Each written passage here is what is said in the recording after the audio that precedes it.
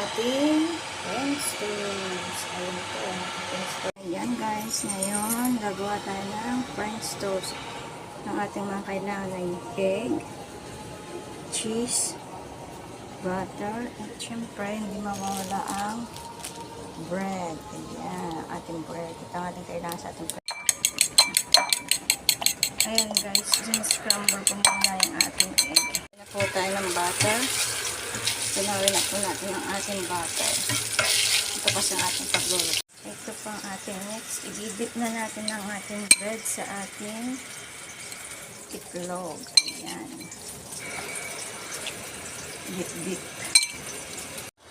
Pagka-dip po natin, yung nalagay natin ang ating idinip na bread sa egg sa ating frying pan. Ayan po.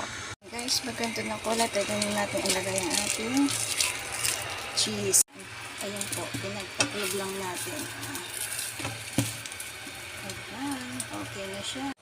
Ito na guys, ang ating finish na French toast. Ayan. Mabilis gawin, masarap, at malinamnan. Ayan guys. Thank you for watching. God bless us all. Please don't skip the ads again. Thank you for watching.